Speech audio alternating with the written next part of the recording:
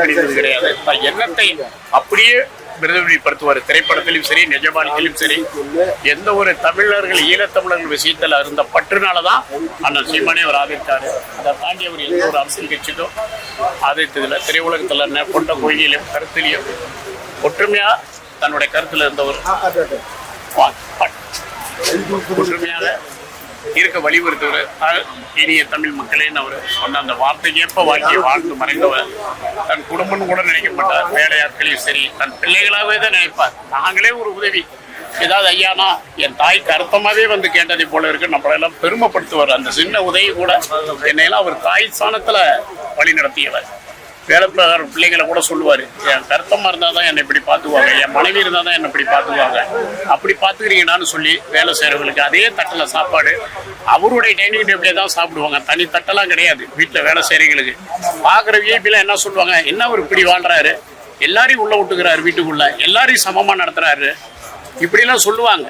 இன்னைக்கு எவ்வளோ பேர் கதறாங்க அவரை பற்றி பேசுகிறவங்க கூட. அவர் வீட்டுக்குள்ள ஒரு எளிமையை பார்த்துட்டுங்க.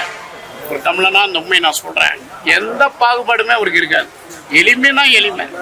எனக்கு இவன் தான் அவன் தான்லாம் நினைக்கவே மாட்டார். இல்லாதவங்க கூட தான் அவர் அதிக நெருக்கத்தில் இருப்பார்.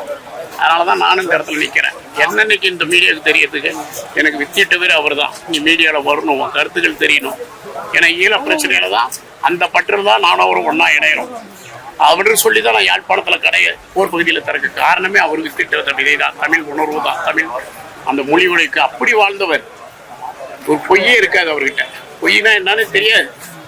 என்ன இவனுங்கெல்லாம் பிடிக்கிறானுங்க தான் சொல்லுவார். மற்ற ஆளுங்கெல்லாம் நம்ம பேர் சொல்லக்கூடாது, சம்பாதிச்சு என்னத்தை எடுத்துட்டு போகிறோம் அப்படின்னு தான் பேசுவார். அந்த வாழ்க்கைக்கு வாழ்ந்தவர்.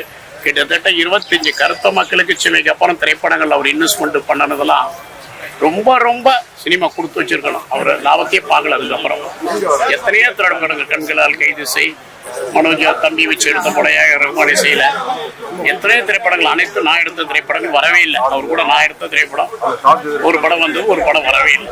அந்த அளவுக்கு தோல்விகள் 25 ஆண்டுகளா தான் ஈன்று சம்பாதிச்சதெல்லாம் திரையுலகத்துக்கே தான் திருப்பி கொடுத்துருக்காரு. மிக ஒரு கடினமான வாழ்க்கையில தான் இருந்தார். 10 ஆண்டுகளுக்கு முன்னாடியே சொல்லுவார், இந்த இடத்துல BRR கடையை தர இந்த தேனி மக்களுக்கு எல்லாம் சாப்பாடு ரொம்ப சீப்பா போடுவார். அப்ப நான் சொல்லுவேன், ஐயா நம்ம சீப்பா போட்டுருவோம், மற்ற கடையை வரைங்க பாதிப்பாங்கன்னு சொல்லி. இதுதான் அவன் மனசும். இருந்தாலும் அந்த கனவை நினைவாக்க நிச்சயம் நம்ம குடும்பத்தினோட பேசி ஒரு கடையை அவர் நிறுவ சொன்னார். என்ன ஒரு அடையாளமாக இருக்கணும், BRR போடுவோம், போட்டவன் என் போட்டால் இருக்கணும் தமிழ்பாங்க. அதுக்கு இந்த இடத்துல உறுதியோடு நான் செய்யணுங்கிற ஆசையோட உங்களுடைய திட்டத்தில் நானும் பங்கெடுப்பேன். ஏன் தந்தை தாய் எனக்கு அனாதையாக இருந்த எனக்கு தாய் தந்தையாக இருந்து வழி நடத்த முடியாது. என்ன வார்த்தை சொல்ல, எதிலும் எளிமை, துணிவு, எளிமை கிடந்த துணிவு. அந்த வாழ்க்கையை நான் நினைத்த வாழ்க்கையை வாழ்ந்து முடித்தார். எவ்வளவு கடன்கள் வந்த போதும் திரைப்படத்தை அவர் விடவே இல்லை. கலைத்துறையை போட்டு இடங்களை வித்து படங்களை எடுத்தார். அதனாலேயே அவருக்கு நிறைய இடையூறுகள் இருந்தது.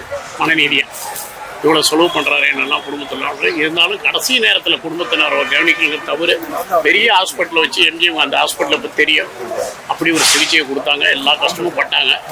அந்த தவற நேரத்தில் என்ன நைட்டில் அவர்கிட்ட இல்லையா தவிர மற்றபடி ஒரு பெரிய உயர்ந்த சிகிச்சையில் தான் ஐயா இருந்தாங்க. வீட்லேயே இருந்தாங்க.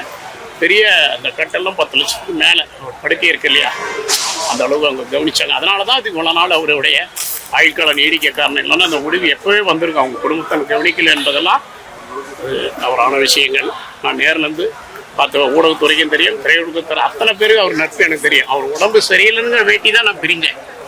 ஏன்னா பழைய நினைவுகள் அவருக்கு இருந்த நினைவுக்கு வருது. பழைய ஆளுங்களை பார்க்கும்போது ஒரு இது மருந்து மாத்திரைகளை அவர் கரெக்டாக எடுக்கணும். நாங்களே பார்த்துட்டு அந்த பழைய உணவை கேட்பார், இப்போ அந்த சாப்பாடு கொடுக்கும். இப்படி இதுதான் தவிர்த்தமே தவிர குடும்பத்தை நிச்சயம் அவரை பார்த்துக்கிட்டாங்கிறத உண்மை. பத்திரிகைக்கு, ஊடகத்துறைக்கு, முக்கியமாக தமிழ்நாடு காவல்துறைக்கு, தமிழ்நாடு முதலமைச்சருக்கு இத்தகைய பாதுகாப்பு அரசும் மரியாதையும் செஞ்சிருக்கிற அந்த அரசுக்கும் நம்ம நிச்சயம் பாராட்டுகளை தெரிவிப்போம். நன்றி.